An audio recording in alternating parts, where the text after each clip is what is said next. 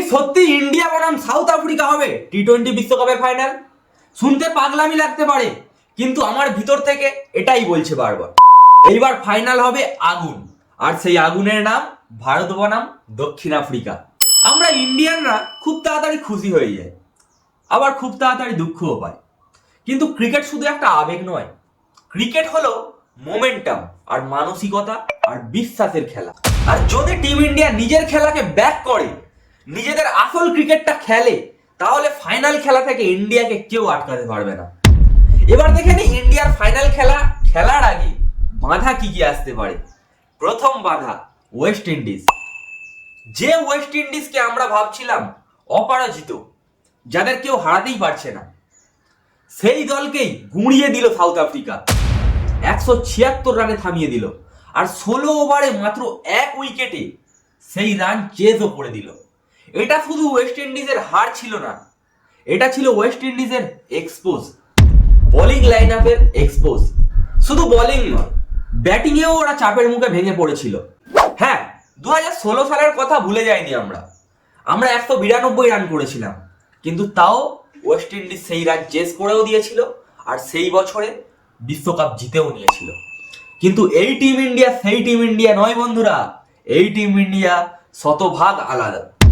Batting এ রয়েছে আমাদের গভীরতা, আর বোলিং এর ধার বিশ্বসেরা। ওপেনিং এ যে অ্যাগ্রেশন দুটো ওপেনার অভিষেক শর্মা আর সঞ্জু স্যামসন, তেমনই রয়েছে মিডল অর্ডারে শান্ত সবল এবং দুরন্ত ব্যাটিং সূর্য কুমার যাদব, 360 প্লেয়ার। কোন দিকে বল করবেন তাকে? Hardik Pandya, hard hitting Pandya, kung fu Pandya. তারপরে রয়েছেন গদাধারী ভীম, শিবম দুবে, আর তারপরে রয়েছে আমাদের ট্রাম্প কার্ড ঈশান কিষান। বলুন তো কমতিটা কোথায়? হ্যাঁ, আমি জানি ওয়েস্ট ইন্ডিজের 9 নম্বর পর্যন্ত ব্যাটিং রয়েছে, কিন্তু টি-20তে 9 নম্বর পর্যন্ত যদি ব্যাটিং কোনো দলের থেকে থাকে, তাহলে বলতেই পারে তাদের ব্যাটিং যে কোনো সময় এক্সপোজ হতে পারে। আর তাই কিন্তু হয়েছিল সাউথ আফ্রিকার বিরুদ্ধে। আমি ওভার কনফিডেন্স নয়, আমি শুধু বলছি ভারত ভালো দল, আর ভালোভাবে খেলে জিতে এসেছে এতদিন। বলুন তো কোথায় কমতি? হ্যাঁ, জানি ওদের 9 নম্বর পর্যন্ত ব্যাটিং আছে, কিন্তু টি-20তে 9 নম্বর পর্যন্ত ব্যাটিং থাকলে বুঝে নিতে হবে যে দলটা কতটা কমজোর হতে পারে। আমি ওভার কনফিডেন্স নয়, আমি শুধু বলছি ভারত একটা ভালো দল। সেমিফাইনাল কার সাথে? ইংল্যান্ড না নিউজিল্যান্ড? ইংল্যান্ড ক্রিকেট টিম, ওরা তো এখন টিম হিসেবে খেলছেই না, ওরা যে যার ইন্ডিভিজুয়াল পারফরমেন্স নিয়েই ব্যস্ত রয়েছে।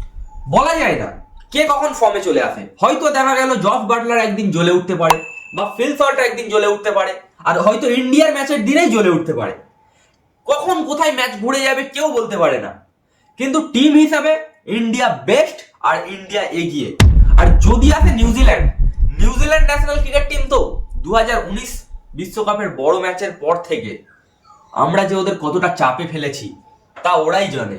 আর যদি আসে নিউজিল্যান্ড, নিউজিল্যান্ড ক্রিকেট টিম 2019-এর পর বড় ম্যাচে আমরা যে ওদের কতবার চাপে ফেলেছি, ওরা আমাদের সামনে অনেক সময় প্যানিক করে যায়। হ্যাঁ জানি ম্যাট হেনরি এতদিন খেলেনে, আর ম্যাট হেনরি ওদের এখন এসে গেছে। প্রথম নিশাঙ্কাকে যে ম্যাট হেনরি ইয়র্কার মেরে বোলটা করেছিল, সেটা এখনো মাথায় আছে।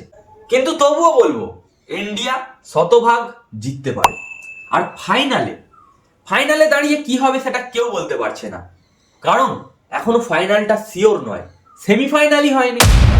দাঁড়িয়ে থাকবে এক সলিড ক্ষুধার্ত প্রতিশোধ পাগল দল সাউথ আফ্রিকা 2024 বিশ্বকাপের বদলা নেওয়ার জন্য। ওদের ব্যাটিং লাইন আপটা শুধু একবার লক্ষ্য দিন।